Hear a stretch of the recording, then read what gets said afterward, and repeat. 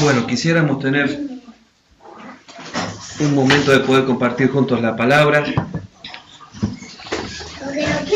Vamos a tratar de hacer, no digo un experimento, pero una especie de predicación conjunta en la que ustedes me pueden ayudar.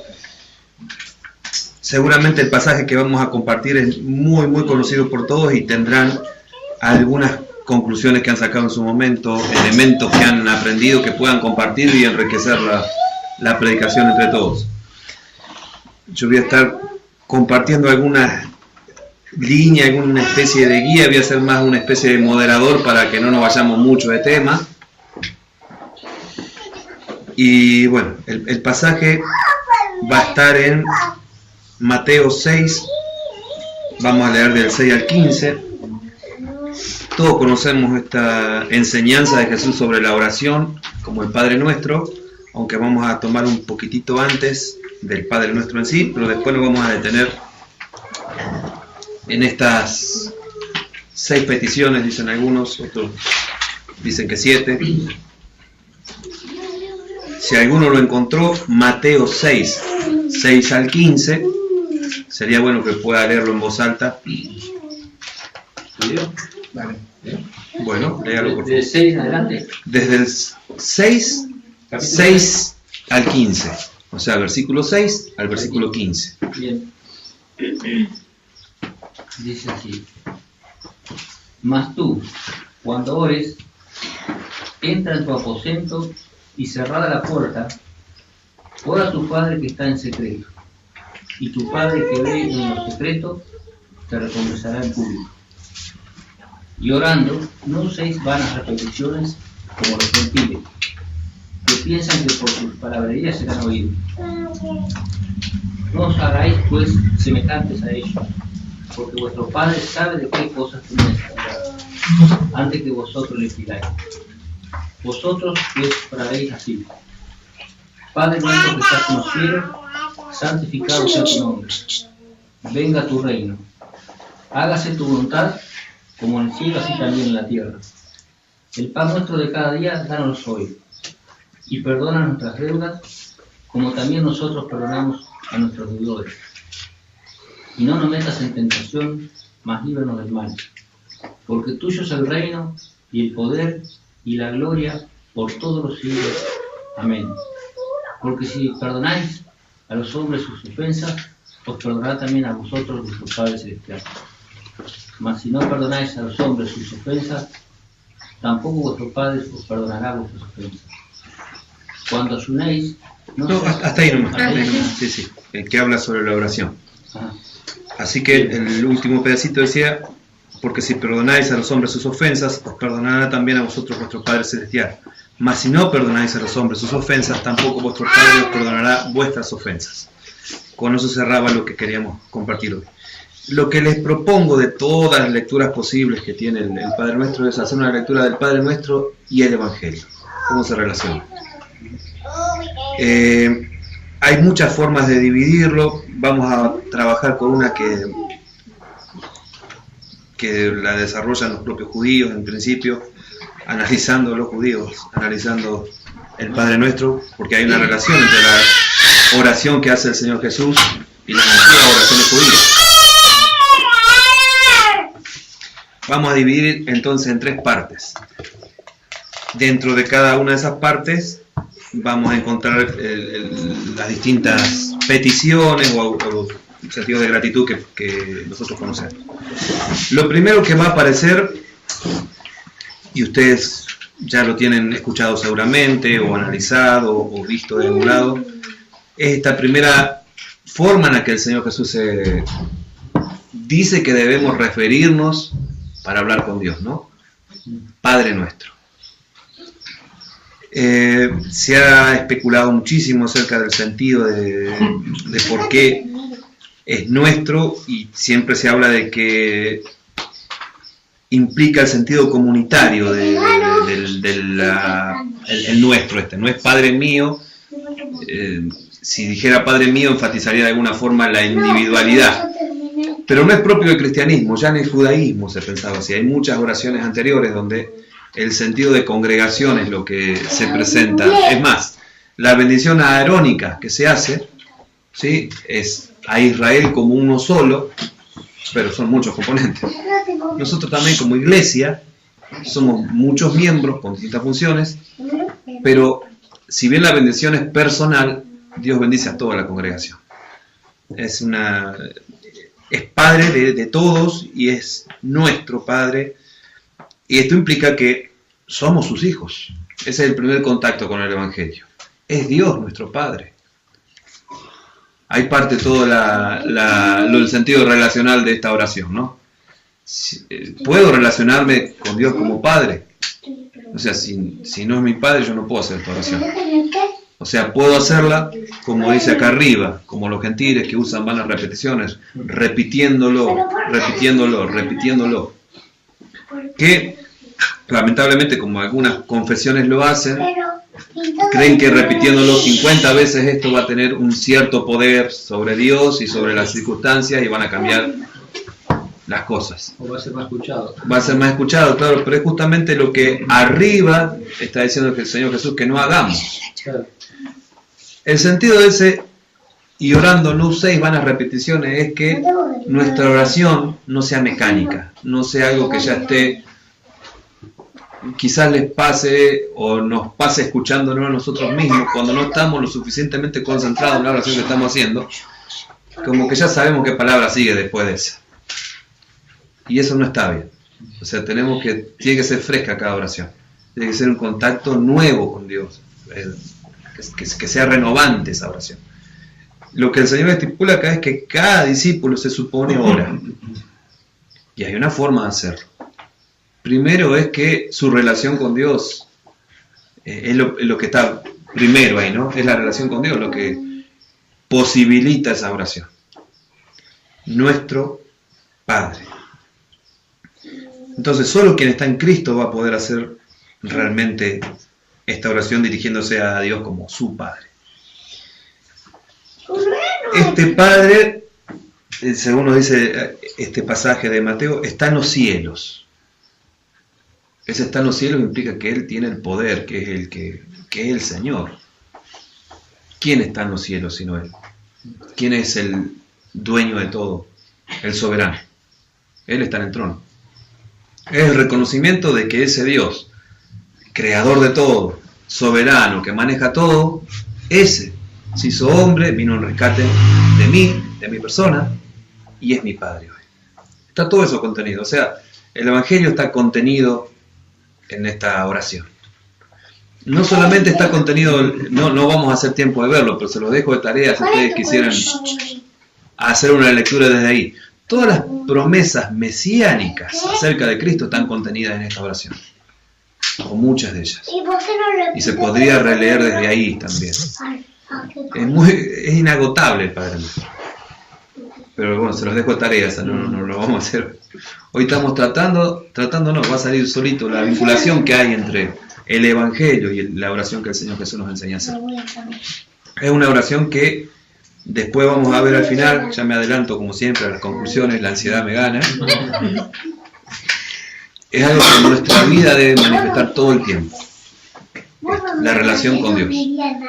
Desde esa relación con Dios estoy reconociendo todo esto, ¿no? Que Él es Señor, que Él es soberano, que Él es Padre, quiere decir que Él toma las decisiones, yo obedezco, yo lo escucho, yo me sujeto a Él, todas esas cosas. Va a haber, y no les dije, toda esta primera parte es la parte que se conoce como alabanza, va hasta la petición acerca de su voluntad. Nosotros vamos a tener lo que se conoce como la invocación, esa frasita Padre nuestro que está en los cielos. Después van a haber peticiones con referencia a Dios, con referencia a su nombre, a su reino y a su voluntad. Toda esa parte se conoce como Shevah, es la alabanza. En toda oración judía tenía que tener estas tres partes. La alabanza, comenzaba con ese sentido de alabanza. La parte que sigue, que es nuestro pan, nuestras deudas, nuestro adversario, es la parte que se conoce como peticiones, el tefilá. Y la última, que es la doxología, es el Hodayá, que es la parte de gratitud. Tiene esas tres partes, entonces una invocación a Dios, tiene toda una parte de alabanza, una parte de peticiones y termina otra vez con alabanza. Estamos entonces iniciando con tres peticiones que se hacen con relación a Dios. La primera petición, la que se encuentra en el versículo 9, es la que dice, santificado sea tu nombre. Es la petición porque el nombre de Dios, que es santo, que está vinculado a su ser. En la antigüedad nosotros encontramos eso en el Antiguo Testamento. Todo nombre está vinculado a lo que es la persona. Entonces el nombre de Dios también está vinculado a la santidad de Dios. De eso estamos hablando acá. Si lo vinculamos, y uso otra vez la palabra, a falta de una mejor, con el Evangelio. ¿Cómo refleja nuestra vida esa santidad que Dios tiene? ¿Cómo este llamado que nos hace a ser santos se refleja en nuestra vida? Porque nosotros oramos por eso. Santificado sea tu nombre. ¿Cómo en mi hacer de cada día hago que los demás vean que el nombre de Dios es santificado en mi vida? Pues yo estoy pidiendo eso, ¿no? Que el nombre de Dios es santificado. ¿Dónde lo van a ver los demás? Que el nombre de Dios es glorificado, santificado, que es respetado, honrado. Lo ven en nosotros. O sea, esta oración es llevada a la práctica, es la vivencia del Evangelio en nuestras vidas. Hay también, otra posible lectura que traté de incluirla acá, 7 necesidades que va supliendo esta oración. La primera es la necesidad que todo ser humano tiene de un padre. La necesidad paternal, no en el sentido de un padre físico, sino de alguien que otorgue la seguridad que un padre otorga. Un padre bíblico, ¿no? Un padre que otorga esa seguridad. Dios nos provee también eso. Vamos a terminar viendo acá que el Evangelio es integral, se ocupa de todo lo que el ser humano es, no descuida ni un área. Entonces, santificar su nombre significa tener la reverencia que solo Dios merece, honrarlo, glorificarlo, exaltarlo. Significa también venir ante Él con un espíritu de humildad, con gratitud en el corazón. Y quien participa de esta profunda comunión con Dios como Padre, invita a otros a sumarse a conocerle y adorarle. Como el nombre de Dios, o sea, la santidad que implica el nombre de Dios, que decimos nosotros conocer y honrar, es reflejado por nosotros a los demás, ¿no? ¿Cómo reflejamos eso? La segunda petición está vinculada con el reino de Dios, que algunos la unen con la voluntad de Dios también, pero son temas muy complejos. Acá vamos a ver alguna cosita nada más. No sé qué concepto tenga cada uno de reino, y podemos diferir mucho. Es posible que difiramos mucho. Es un tema muy profundo. ¿Qué es el reino de Dios? Anoté algunas cosas medias generales para no generar conflicto. Yo creo que el reino, bueno, creo que hay un rey primeramente para que exista un reino, y ese único rey que hay es Dios. El reino de Dios, alguna gente lo asocia con la iglesia. El reino de Dios incluye a la iglesia, pero es más grande que la iglesia. Es donde Dios tiene todo el control. O sea, en la luna no hay iglesia, y el reino de Dios también. Dios sigue estando en control de todo el universo. El universo entero, físico, es el reino de Dios, pero el espiritual también es el reino de Dios. Sí. Todo lo creado es el reino de Dios. El infierno es el reino de Dios. Dios es rey también en el infierno. Tiene a Satanás que hace una tarea ahí y que va a sufrir el castigo de su pecado, como aquellos que también van a experimentar la justicia de Dios, la santa justicia de Dios y la santa ira de Dios. Pero Dios no deja de ser rey en ningún lugar. Esto lo hemos aprendido hace un tiempo ya. Cuando hablamos más que nada de demonios o de Satanás, no comparamos para nada con Dios el poder de Satanás. El poder de Satanás al lado de Dios es ínfimo, no existe. Dios es el soberano, el único soberano. Y no hay ningún otro poder a la par. Nada. Dios es único, es santo por eso. Su reino es justamente el reconocimiento y que esa soberanía total, absoluta de Dios se instale. No es que en la tierra no esté, no está completamente. El reino, lo complejo del reino es este punto. El reino es, pero todavía no. El reino ha comenzado a ser, pero todavía no está restaurado en su mayor esplendor, por así decirlo. Como un foco que está prendiéndose. Y va a prenderse hasta que dé su mayor brillo y no lo va a apagar nadie. Ha comenzado en el anuncio del Señor Jesucristo. O sea, vengan, arrepiéntanse, crean. O en otro lugar se crean y arrepiéntanse. ¿Por qué? Porque el reino del cielo se ha acercado a los hombres. ¿Qué cosa es este reino?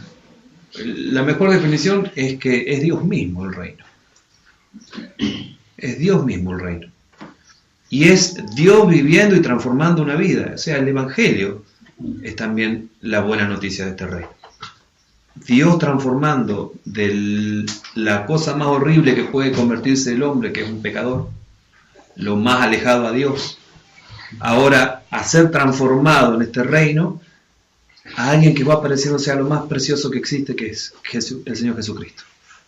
Esa transformación es imposible que la pueda hacer nadie. Es la obra de Dios a través de su Espíritu Santo en la vida de cualquier persona que cree en el Señor Jesucristo. Entonces se refiere a Dios mismo, implica la actuación de Dios en el mundo, en la historia. Ahí estamos nosotros, actúan. Esto implica el reino, que no hay una iglesia evangélica, protestante, reformada, de lo que sea, en un lugar de donde están el ISIS. Pero Dios está actuando en el corazón de alguna de esas personas. Y alguna de esas personas va a conocer al Señor Jesucristo. ¿Cómo? Y no me lo pregunten a mí porque yo no sé. Pero el Señor está actuando ahí como estuvo actuando acá en los aborígenes que vivían antes de que llegara Colón. Escapa nuestro conocimiento todo eso. Pero Dios es Señor de todo. Ese es el obrar de Dios en la historia. O sea, si nosotros viéramos la revelación especial que tenemos en la Escritura, vemos que son miles de años. Nosotros lo vemos en un par de hojas. Pero fueron miles de años. Y es Dios actuando en la historia y revelándole a muchas personas cómo fue su actuar. O sea, no podemos decir que muchos hechos que pasan en la actualidad van a terminar siendo revelación especial, porque ya no. Pero hay obrar de Dios todavía. No sé si ustedes lo creen así. Yo sí creo que Dios sigue obrando en la historia. Pero hay posturas teológicas que dicen que no. Hay posturas teológicas que niegan la revelación general, o sea que Dios habla a través de la naturaleza. Nosotros creemos que no habla para salvación, o sea, llegamos al conocimiento de que existe Dios, pero no alcanza para ser salvo. Pero hay posturas teológicas que niegan que Dios habla a través de la creación. Y son bastante ortodoxas. Bueno, el otro puntito es la necesidad, bueno, en el que estamos, en el reino, ¿no? Es la necesidad del orden y la renovación, la restauración que la implantación del reino trae en las vidas. Toda la creación, y todo es creado, necesita ser restaurado, porque está bajo la caída del pecado.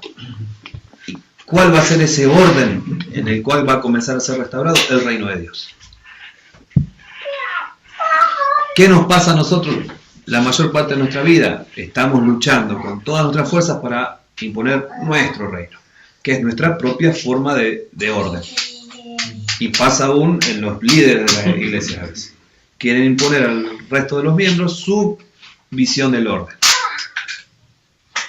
Y esto es llevarnos, no a los fariseos, como decía el Señor Jesucristo, a mirar a Dios, a mirar al Padre, pero a través de Él. a través de Él y a Él a través de la cruz. Y la predicación del Evangelio. La tercera petición, aquella tercera cosa... bueno, estoy quitándole el desafío a esta parte. El reino. ¿Cómo se ve en nuestra vida cotidiana el reino? La petición que hacemos nosotros de el reino y su justicia, pedimos por eso, ¿no?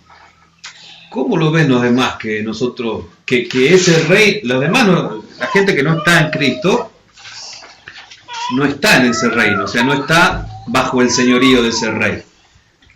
¿Cómo ven en mi vida que Dios es mi rey? ¿Cómo vivo yo ese señorío? ¿Se ve? Sí, por los actos, por los Sí, sí, por eso, pero en los actos míos, ¿lo ven? ¿O parezco que no tengo rey? O no tengo trono ni reina, así es. No tengo rey. No, si no tengo rey es como una especie de anarquía espiritual en la que se pretende vivir hoy en día mucha gente, pero nosotros sabemos que hay dos posibilidades acá. O Si no sos está en un lado, está en el otro. está en uno, está en el otro. O es Dios tu Padre, porque el Señor Jesucristo está comprado con su sangre, por el sacrificio que Él ha hecho, o seguís siendo del Dios de este siglo, que es el padre de mentira, que es Satanás. Y no hay más. Yo estoy orando esto, que el reino de Dios se instale en toda la creación. Yo soy parte de esa creación. El reino de Dios se está instalando en mí. Lo reflejo. Hay un ladrillito nuevo esta semana para mostrar de ese castillo, y si lo imagináramos como un castillo al reino, o se está llenando de telarañas mi palacio, y no está haciendo luz. Todo esto vuelve siempre para el primer punto. Lo que sostiene todo es que estoy en relación con mi Padre, que es mi Padre, el Padre nuestro en realidad. Creería que si lo abordáramos de ahí, la relación es amo a Dios y amo a mi hermano, ¿no? Por eso el Padre es mi relación con Dios y nuestro implica que otros también nos estamos relacionando con Dios. O sea, hay una relación doble en cumplimiento de esos dos mandamientos de amar a Dios y amar al prójimo, que están centrales en mi vida, centrales. Y después vamos a ver que si no están centrales eso en mi vida, todo el resto de la oración se cae.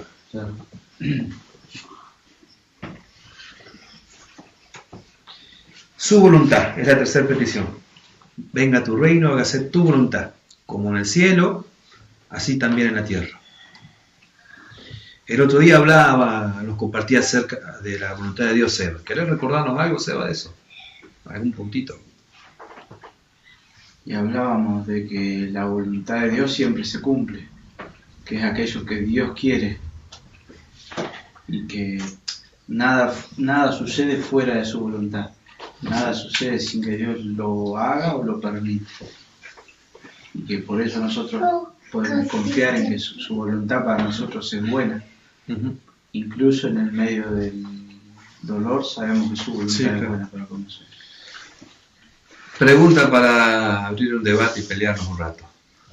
¿Puede ser resistida la voluntad de Dios? En un cristiano, sí. Y la carne de uno, sí.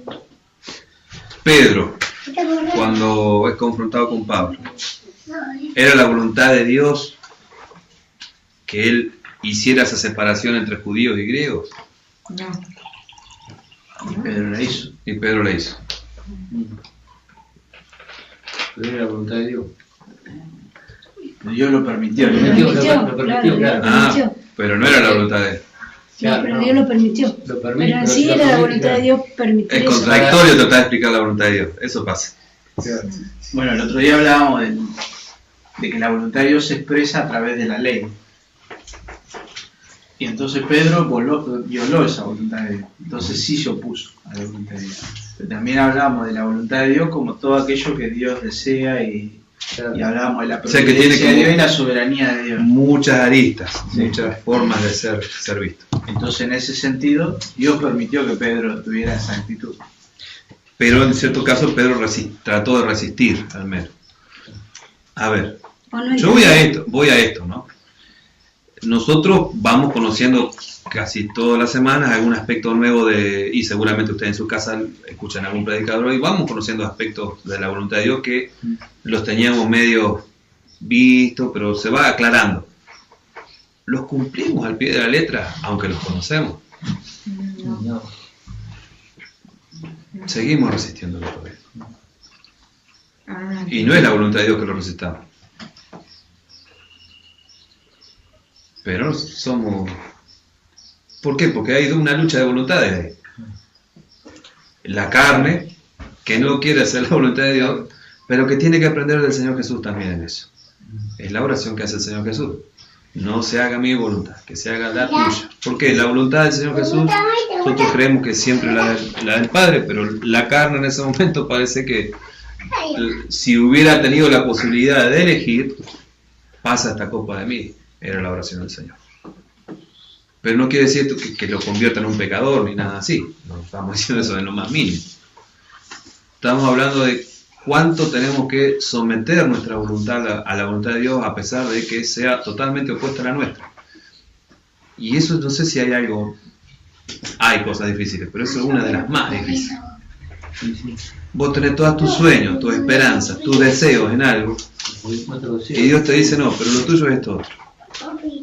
Pero yo no quiero eso, yo no deseo eso, pero esta es mi voluntad, Padre.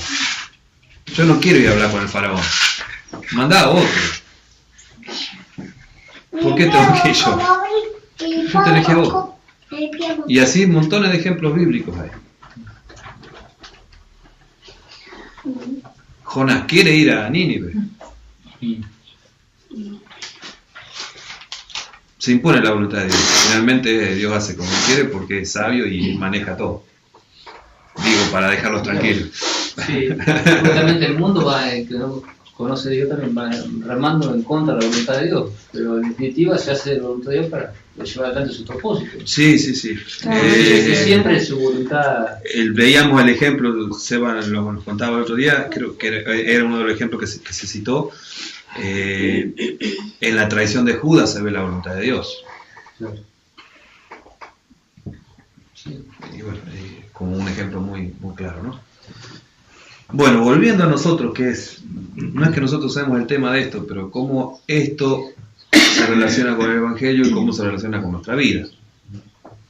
¿Qué tipo de relación nosotros establecemos con la voluntad de Dios? ¿De resistencia, de oposición o de sumisión, de sometimiento? Hay un poco y un poco, Sí. pero tiene que ir cambiando todo a sujeción a la voluntad de Dios. Es sabia la voluntad de Dios, no quiere decir como alguno podría suponer, estos son unos fanáticos ciegos que Dios los va a mandar a poner una bomba en un colegio y van a ir. No, Dios no nos va a mandar a hacer eso. Dios nunca nos va a mandar a hacer algo que sea en contra del prójimo. Justamente nos dice que lo amemos al prójimo, lo cuidemos, lo respetemos, demos nuestra vida por el prójimo, como Él nos dio el ejemplo.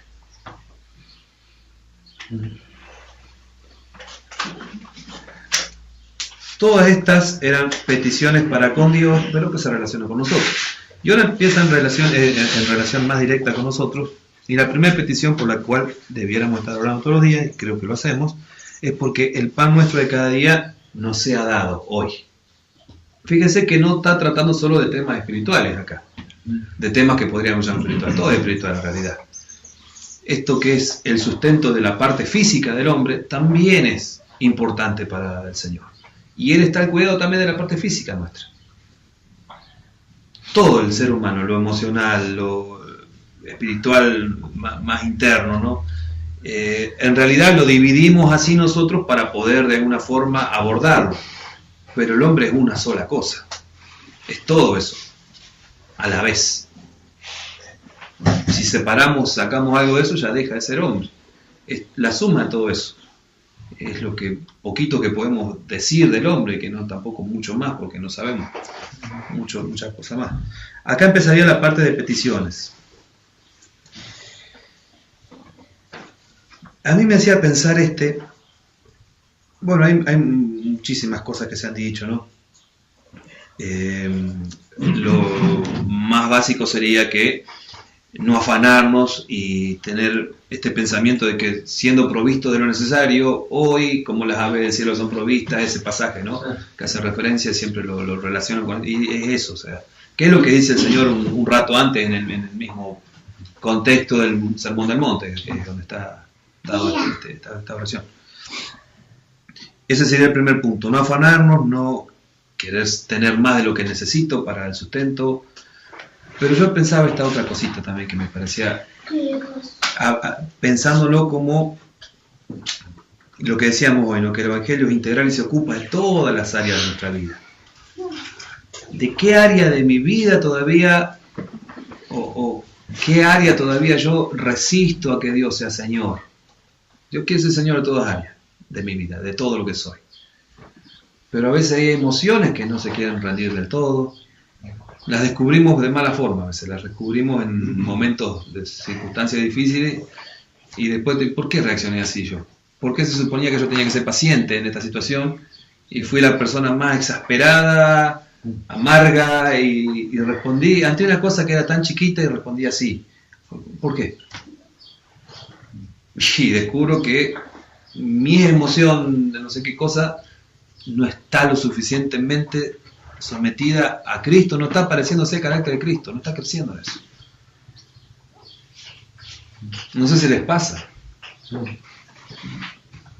Me sigo desesperando por cosas que hace un año no me desesperaba. ¿Qué pasó ahí? Lo descuidé. Descuidé esa área. No. Nuestro pan. Eso tiene que ver con la confianza que yo entablo con este que es mi Padre, confianza en que me va a sostener, que va a ser mi proveedor, que no me va a desamparar, que aun si tuviera que pasar algún tipo de necesidad, va a ser para mi bien, va a ser todo lo que Él permita que ocurra, va a ser para mi crecimiento, para mi maduración, para mi crecer en sabiduría, en lo que sea, en todo. Nuestras deudas, quinta petición. Perdónanos nuestras deudas, como también nosotros perdonamos a nuestros deudores. El anterior del pan tenía que ver con la satisfacción de la necesidad de provisión que todos tenemos. Este va a tener que ver con la necesidad de perdón, pero no solo de perdón, también de perdonar, de ser perdonado. Las dos cosas están de la mano. Creo que con esta frase lo voy a resumir un poquito. Si no podemos perdonar aún, es que no hemos comenzado a entender nada de la gracia. Aún hay orgullo en nosotros. Y aún la creencia de que para que alguien sea perdonado, se lo tiene que merecer. Y la gracia es justamente eso, no es meritocracia en lo más mínimo. Ninguno de nosotros merecía el perdón de Dios. Y la gracia nos revela eso, que Dios, por gracia, nos perdonó. Cuando nosotros no perdonamos, es eso lo que estamos haciendo, generando otra vez justificación por obras. Esta persona, si hace algo que la acredite delante mío para que merezca mi perdón, la voy a perdonar. Pero yo de gracia no. Creo que ese versículo, da de gracia lo que de gracia recibiste, también se podría aplicar acá. ¿Qué recibiste de gracia? Perdón. Perdona de gracia, sin que lo merezca el otro.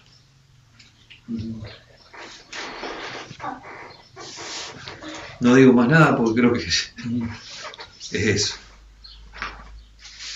Y hay una sexta petición, sería en relación a nosotros mismos, y que es esta necesidad de alejarnos de todo lo que sea malo, del maligno, de que esté ahí lejos de nosotros, de que no nos metas en tentación, Señor, mas líbranos del mal. Si nosotros dejamos de hacer esa oración, ¿cómo se relaciona con la de Hebreo que dice que el Señor no tienta a nadie, sino que somos felices? Y hay una cuestión de traducción ahí. Después la vamos a explicar en algún momento. Yo lo investigué alguna vez porque me llama mucho la atención. Sí, Santiago es un pasaje, claro. Sí, hay una cuestión con la traducción. Pero bueno, vamos acá. Decía que si oro hasta ahí yo y no hago este final de la oración, ¿Qué estoy suponiendo o presuponiendo yo? Que soy tan fuerte que por mí mismo me valgo para evitar la tentación, para resistirla. ¿Y qué estoy demostrando? Orgullo. Y justamente el orgullo es el caminito para caer en esa tentación. Porque ¿qué dice, creo que en Pedro? ¿Cuál es la forma en la que resisto al maligno yo? Sometiéndome humillado y sometiéndome bajo la poderosa mano de Dios. O sea, solo en Él puedo resistir. Donde yo me olvido de esta parte y digo, no, pero a esta altura de mi vida, ¿quién me va a tentar? Ya estoy siendo tentado. El orgullo me está tentando. El creer que yo tengo tanta fuerza espiritual, tanta no sé qué. Y todo lo que oré antes va a ser, lo puedo perder, digamos. Puedo echar por tierra todo eso, de alguna forma. El primer punto, mi relación con Dios, en la cual es padre y yo hijo que escucha, pastor y yo oveja, está cambiando. Me estoy queriendo igualar yo. Yo voy a tener tanto poder para resistir en el día de la tentación. Y nos lleva acá el Señor, ¿no? Recuerden eso, tengan presente todo el tiempo, el que esté firme, fíjese que no caiga, tenga cuidado. Somos atacados básicamente por tres cosas. Nosotros sabemos el diablo anda como león rugiente, la influencia del mundo y nuestra carne, que es alimentada por los otros dos, ¿no? Pero que la única forma que tiene de resistir es someterse a Dios. Someter lo que somos, todo lo que somos, al Señor Jesucristo. Tengo muchos versículos acá para compartirles, después, Dios mediante, los subo después. En el viaje fui añadiéndole alguna cosita, después lo paso y lo subo. Y lo último, que se conoce como la gratitud, doxología, le dicen, o sea, una adoración, es la necesidad justamente de adoración que tenemos nosotros, ¿no? Todo está suplida estas necesidades en esta oración. No hay nada que se le escape acá al Señor Jesús. Porque tuyo es el reino, el poder y la gloria por todos los siglos. Amén. Es un reconocimiento de lo primero. Tuyo es el reino. Vos sos el rey, vos sos el Señor. Tuyo también es el poder y no hay otra fuente de poder que no sea la tuya. Y nadie merece, excepto vos, la gloria. Nadie más merece la gloria, solamente vos. Y esa gloria, ese poder, ese reino es de eternidad a eternidad, dice en algún lugar, ¿no? Que no tiene fin. No tuvo comienzo, no tendrá final. Yo había notado esto para concluir, que esta oración es el desarrollo vivencial y es lo que tenemos que ocuparnos cada día que se desarrolla en nuestra vida, ¿no? Es del Evangelio, es eso. En relación al Padre, siendo hijos dignos de Dios. En relación a esa petición de que el nombre de Dios sea santificado, creciendo nosotros en santidad. ¿Cómo? Acercándonos más a Cristo, que es santo. En relación al reino, reflejando su reino y proclamando ese reino. A nosotros nos corresponde ahora el anuncio de que el reino se acerca. En cuanto a la voluntad de Dios, sometiendo nuestra voluntad obedientemente a la voluntad del Padre. En cuanto a la petición del pan, confiando que Dios va a proveer lo justo, lo necesario, cada día, que va a ser nuestro sustentador. Entonces yo, ¿qué tengo que hacer como respuesta en confianza a Dios? No afanarme, no ser ansioso. Y tengo que luchar todos los días contra eso. En cuanto al aspecto de perdonar y pedir perdón, aprender a disfrutar la gracia ahí, en que soy perdonado. Y también en pedir perdón es un aspecto de la gracia, ¿no? Y en este último de la necesidad que tenemos de estar todo el tiempo vigilantes y expectantes para no ser tentados, es resistir al maligno desde nuestro mayor sometimiento, humillación bajo la poderosa mano de Dios, como decíamos hoy, ¿no? Estar más cerca de Cristo, le llamaban antiguamente. Eso me asegura victoria, estar al lado del que venció. Donde yo quiero hacer mi propia guerra y mi propia batalla, no tengo yo la fuerza para hacerlo. Y lo último, que era esta necesidad de adoración, adorando como criaturas creadas, justificadas y que están siendo regeneradas por Dios para su gloria. Oramos. Señor, quisiéramos que esta oración que un día enseñaste sea nuestra oración y nuestra forma de vivir, Padre. Ayúdanos, porque es enorme el desafío, pero es lo que esperás de nosotros, tus hijos, Padre. Que tengamos una relación en la que te reflejemos como hijos tuyos, como dignos hijos tuyos, donde el reino que has comenzado a instalar se vea primeramente en tus hijos, a nosotros, Señor, los que somos tu casa, tu pueblo, en aquello que estás santificando, que has comprado con tu pueblo santo, Señor. Que tu voluntad se vea en nosotros, Señor, tu voluntad que es perfecta, que es agradable, que es más sabia, que se vea en nosotros, Señor. Que podamos descansar confiadamente sabiendo que sos el proveedor para todas nuestras necesidades físicas, Señor. También sabemos que provees para todas nuestras necesidades espiritual y emocional también, Señor. Padre eterno, que podamos confiar y descubrir cada día tu gracia, Señor, para perdonar y pedir perdón, Señor. Para vivir en esa dinámica viva, Señor. Esa forma constante, Señor, de estar renovando la gracia, Señor, en la cual nos arrepentimos de nuestros pecados y perdonamos a aquellos que nos han ofendido de alguna manera, Señor. Padre Santo, que esta sea una oración continua en nuestra vida, Jesús, no de labios, Señor, sino de nuestra experiencia práctica de cada día, y que finalmente, Señor, sirva para adorarte, para que la adoración se manifieste con gozo en nuestras vidas, en todo lo que hacemos, decimos, pensamos, Señor. Que vos seas glorificado en todo, Jesús. Te damos muchas gracias por poder compartir tu evangelio, Jesús. Gracias. Amén.